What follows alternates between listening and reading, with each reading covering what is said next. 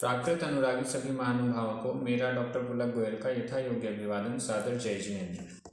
आज हम प्राकृत diploma course के अंतर्गत पाठ्य पुस्तक प्राकृत व्याकरण में से पाठ क्रमांक 2 का अंतिम भाग देख रहे हैं, जो कि 10वां भाग है। इस भाग में हम प्राकृत भाषा के ग्रंथ प्राकृत गद्य पद्य सौरभ में से समास प्रयोग के उदाहरण देख रहे हैं। अभी तक आप पाठ क्रमांक 10 तक के समास प्रयोग देख चुके हैं। आज के इस अंतिम वीडियो में पाठ क्रमांक 11 से लेकर पाठ क्रमांक 14 तक के समास प्रयोगों के उदाहरण समझने वाले हैं। आपने बहुत अच्छे से समास का अध्ययन कर लिया है, इसलिए थोड़ा सा स्पीड से चलते हुए आज का पाठ कंप्लीट किया जाएगा। चलिए पाठ प्रारंभ करते हैं। समास प्रयोग के उदाहरण प्राकृत गद्य पद्य सौरभ पुस्तक में से पाठ क्रमांक 11 से, जिसका शीर्षक है कस्सेसा भज्जा। कस्सेसा भज्जा, इसका कस्सेसा का संधि विच्छेद कर सकते हैं। कस प्लस ऐसा, कस यानी किसकी, ऐसा यह, भज्जा भार्या, किसकी यह भार्या, किसकी यह पत्नी, यह पत्नी किसकी। ये उदाहरण, ये एक बहुत अच्छा पाठ है और नीतियों को समझाने वाला एक ये गद्य का भाग, कहानी यहाँ पर ली गई है। इस दृष्टि से बहुत अच्छा भी है। चलिए हम इसके 3 यहाँ पर शब्द हैं जो कि समासित पद हैं। सबसे पहला जणय जननी भाया माउलेहिम, ये पूरा एक शब्द है। जणय जननी भाया माउलेहिम। अब यहाँ पर इसका अर्थ देखिए। जणय जनक पिता, जननी जननी माता, भाया भाई, माउलेहिम माउल, माउल यानी मामा, और इस पूरे शब्द में लगी है तृतीया विभक्ति का बहुवचन। जनक जननी भाई और माउल यानी मामा के द्वारा, ये इसका अर्थ हो गया। यहाँ पर ये चारों शब्द और से जुड़े हुए हैं, इसलिए यह द्वंद्व समास का प्रयोग है। द्वंद्व समास में 2 या 2 से अधिक पद और से जुड़ जाते हैं तो वह द्वंद्व समास हो जाता है। यहाँ पर माता, पिता, माता, भाई और मामा के द्वारा, यहाँ पर और शब्द, इसलिए द्वंद्व समास का प्रयोग हुआ। दूसरा प्रयोग यहाँ पर है अमय रस कुप्पयम। अमय रस कुप्पयम, अमय अमृत, रस अमृत रस के, कुप्पयम घड़ा, अमृत रस का कुप्प यानी घड़ा, अमृत रस से भरा हुआ जो घड़ा है वह, तो अमृत रस का घड़ा, ये यहाँ पर अर्थ हुआ। अब यहाँ पर स्पष्ट रूप से का आ रहा है, षष्ठी विभक्ति आ रही है, इसलिए यह षष्ठी तत्पुरुष समास का प्रयोग है। तीसरा गंगा मध्यमी। गंगा मध्यमी, गंगा ये गंगा नदी हुई, मध्यमी मध्य में, मध्यमी सप्तमी विभक्ति का एक वचन लगा हुआ है लास्ट में, मध्यमी मध्य में, गंगा के मध्य में। अब यहाँ पर कई लोग कंफ्यूज हो रहे हैं, मैं फिर से इसको स्पष्ट करना चाहता हूँ। गंगा मध्यमी, यहाँ पर मध्यमी लास्ट में जो सप्तमी विभक्ति का एक वचन है, आधा माँ पूरा माँ और छोटी ई की मात्रा, यह इससे समास का कोई लेना देना नहीं है। शब्द के अंत में जो विभक्ति लगी हुई है उससे समास का कोई लेना देना नहीं है। अगर इसकी जगह गंगा मध्य होता तो भी यही समास रहता, गंगा मध्यो होता तो भी यही समास रहता, गंगा मध्यहिम होता तो भी यही समास होता।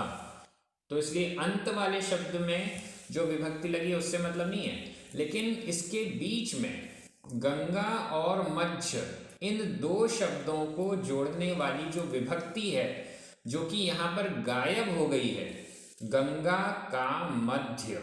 अब ये जो का विभक्ति गायब हुई है उसका षष्ठी विभक्ति है और वह समास के कारण गायब हुई है, इसलिए यह षष्ठी तत्पुरुष समास है। इसको आप कई लोग कंफ्यूज हो रहे हैं, लास्ट वाली विभक्ति देख रहे हैं, बीच वाली विभक्ति पर ध्यान नहीं जा रहा है, वो अधिक जरूरी है। इस प्रकार से 11वां पाठ हो गया। अब हम चलते हैं पाठ क्रमांक 12। ससुर गेह वासीणम चौजामायराणम कहा। यह भी बहुत सुंदर और मजेदार कथा है। ससुर गेह वासीणम, ससुर के गेह यानी घर में, वासीणम वास करने वाले, ससुर के घर में वास करने वाले चार जामायराणम दामादों की कहा कथा। ससुर के घर में रहने वाले 4 दामादों की कथा। यहाँ पर शीर्षक में ही ससुर गेह वासीणम, ससुर गेह वासीणम ये भी एक समासित पद है और चौजामायराणम यह भी एक समासित पद है।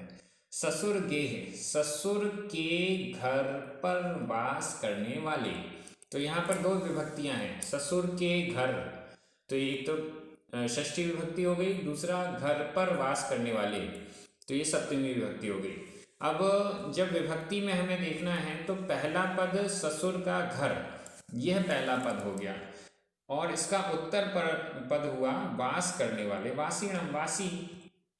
तो इस दृष्टि से घर पर वास करने वाले, तो यहाँ सप्तमी विभक्ति होने से सप्तमी तत्पुरुष समास का प्रयोग इसको माना जाएगा।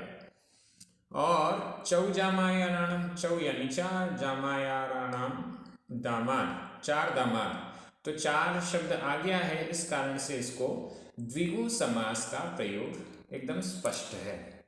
अब यहाँ पर पहला शब्द जो दिया गया है घय जुत्तो, घय जुत्तो, घय, घय का मतलब है घी, जुत्तो युक्त, घी से युक्त, घी से सहित, तृतीय विभक्ति यहाँ पर है और इसलिए तृतीया तत्पुरुष समास का प्रयोग हुआ। बहुत सरल है। दूसरा प्रयोग तिल तेल जुत्तम, तिल तेल जुत्तम, तिल के तेल से जुत्त यानी युक्त, तिल के तेल से युक्त, तिल के तेल से सहित। अब यहाँ पर तिल के तेल, यहाँ पर तो षष्ठी विभक्ति है और तिल के तेल से युक्त, से युक्त, तो यहाँ पर तृतीया विभक्ति है, तो यहाँ तृतीया तत्पुरुष समास, क्योंकि जुत्तम से जुड़ने वाला जो है वो तृतीया विभक्ति है, इसलिए तृतीया तत्पुरुष समास का प्रयोग है। अगर अकेले तिल तेल होता, तिल का तेल, तो फिर षष्ठी तत्पुरुष समास इसमें हम समझ सकते थे। तीसरा प्रयोग विविह कीलाओ, विविह कीलाओ, विविह विविध, विविध कीलाओ क्रीडाएं, विविध अनेक प्रकार की क्रीडाएं, विविध क्रीडाएं, अनेक क्रीडाएं। अब यहाँ पर क्रीडाएं विशेष्य है और इसका विशेषण है विविध। कैसी क्रीडाएं हैं? विविध हैं, अनेक हैं। तो इस दृष्टि से विशेषण और विशेष्य का प्रयोग आपके सामने आया। यहाँ पर कर्मधारय समास का प्रयोग है। कर्मधारय समास में विशेषण और विशेष्य होने पर लगाया जाता है। चौथा और अंतिम शब्द इस पाठ का भोयण रस लुब्धा, भोयण रस, भोयण भोजन, रस, लुब्धा लोभी, भोजन रस के लोभी, भोजन रस के लोभी। तो यहाँ पर भोजन रस के, यह षष्ठी विभक्ति आई, इसलिए षष्ठी तत्पुरुष समास का प्रयोग हुआ। इस प्रकार से ये 12वां पाठ भी कंप्लीट हुआ। 13वां पाठ जिसका नाम है कुम्मे, कुम्मे, कुम्मे का अर्थ है कूर्म, कछुए, कछुए, कछुओं का दृष्टांत देकर बहुत अच्छा इंद्रिय संयम का पाठ वहाँ पर कहानी के माध्यम से उद्धृत किया गया है। ये भी एक गद्य पाठ है, बहुत अच्छा है। पाव सियालगा, ये पहला शब्द है। पाव सियालगा, पाव पापी, सियालगा सियाल श्रृंगाल सियार, पापी सियार। अब सियार का विशेषण है पापी, पाव, इसलिए विशेषण और विशेष्य दोनों का प्रयोग यहाँ पर दिख रहा है, दोनों का ही यहाँ पर समास हुआ है, इसलिए यह कर्मधारय समास का प्रयोग है। दूसरा शब्द, इसमें केवल दो ही शब्द हैं, आयरीय उवज्झायाणम, आयरीय उवज्झायाणम, आयरीय आचार्य, उवज्झायाणम और उपाध्यायों के, आचार्य और उपाध्यायों के। यहाँ पर आयरीय और उवज्झाय, आचार्य और उपाध्याय दोनों शब्द के बीच में और शब्द आया है, और से इनको जोड़ा गया है, इसलिए यह द्वंद्व समास का प्रयोग है। जहां पर भी आपको और शब्द दिख जाए समझ लीजिए कि यह द्वंद्व समास है। समास विग्रह करने से पूर्व पहले शब्द का अर्थ हमें समझना पड़ेगा, प्रकरण में इसका क्या अर्थ लग रहा है, हर प्रकार से उसका अर्थ समझने के बाद ही हम समास को पहचान सकते हैं। पाठ क्रमांक 14 चिट्ठी, चिट्ठी नाम का पाठ है जो कि प्राकृत गद्य पद्य सौरभ में पहले पुराने वाले एडिशन में था, नए एडिशन में ये पाठ नहीं है। उसमें से भी 4 प्रयोग यहाँ आपके सामने हैं, उनको अपन देख लेते हैं। सबसे पहला बारहंगाणम, बारहंगाणम, संधि विच्छेद भी करना पड़ेगा इसमें, 12 हा में छोटा आ, अंगाणम अंग, छोटा आ और छोटा आ मिलकर बड़ा आ हो गया, लेकिन अनुस्वार है इस कारण से वो वापस छोटा हो गया। अंगाणम 12 यानी 12 अंगाणम अंगों की, 12 अंगों की। अब यहाँ पर 12 यह संख्या शब्द है जो कि अंग का विशेषण है, तो इस दृष्टि से यह द्विगु समास का प्रयोग हुआ। द्विगु समास में विशेषण विशेष्य में जब विशेषण कोई संख्या होती है तो वह द्विगु समास कहलाता है। तो यहाँ पर स्पष्ट रूप से 12 ये जो संख्या है वो विशेषण है, इसलिए द्विगु समास हुआ।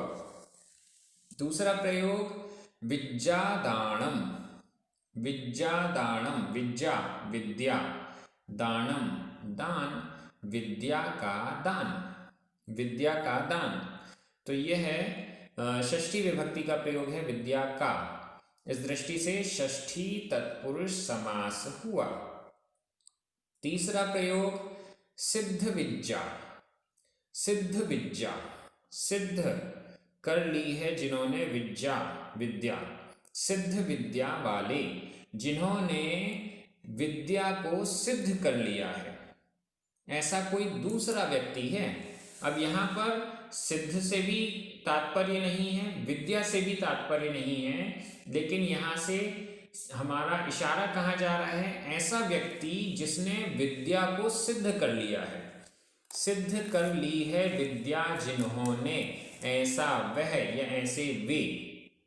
तो इस दृष्टि से यहाँ पर किसी अन्य पद की प्रधानता है, इसलिए बहुव्रीहि समास का प्रयोग है। मैं सोच रहा था बार बार कि अभी तक बहुव्रीहि समास का कोई प्रयोग, इतने सारे प्रयोग हमने देख लिए लेकिन बहुव्रीहि समास नहीं मिला, तो अंतिम पाठ में यह बहुव्रीहि समास भी आ गया। रेयर होता है लेकिन बहुव्रीहि समास का प्रयोग होता जरूर है। अंतिम विंशति सुत्ताणि, विंशति सुत्ताणि, विंशति 20, सुत्ताणि सूत्र, 20 सूत्र। अब यहाँ पर भी विंशति 20 यह संख्या है जो कि विशेषण के रूप में आई है, इसलिए द्विगु समास का प्रयोग है। यह अंतिम शब्द था। इस प्रकार से हमारे पूरे पाठ कंप्लीट हो गए हैं। आप सभी ने समास का यह पाठ बहुत अच्छे से पढ़ा है, बहुत डिटेल से आपकी 10 वीडियोस में पढ़ाई कंप्लीट हुई है। और आप सभी ने बहुत सारे जिज्ञासाएं भी भेजी, आपको क्या कन्फ्यूज़न हो रहा है वो भी आपने पूछे, इससे आपकी पढ़ाई बहुत अच्छे से हुई है। अगला पाठ हम शुरू करेंगे, पाठ क्रमांक 3 कारक, जो कि बहुत इम्पॉर्टेंट है। कारक प्राकृत भाषा में कौन कौन से हैं, क्या विभक्ति चिन्ह होते हैं, कौन से कारक किस किस अर्थ में लगता है, बहुत सारी बातें हैं जो हमें इस पाठ में सीखनी है और बहुत डिटेल से अच्छे से इसको समझने का हम प्रयास करेंगे। आप सभी प्राकृत भाषा के प्रति बहुत जागरूक हैं, स्वयं भी पढ़ रहे हैं, ग्रंथों को भी पढ़ रहे हैं और सभी अपने मित्रों को प्रेरित भी कर रहे हैं प्राकृत भाषा के अध्ययन के लिए। इस दृष्टि से आप सभी को बहुत बहुत धन्यवाद। हमारे जो पुण्यार्जक जिनके निमित्त से ये वीडियोस यूट्यूब पर और ऐप पर परमानेंट हो रहे हैं, उनको भी बहुत बहुत धन्यवाद। सभी को जय जिनेंद्र।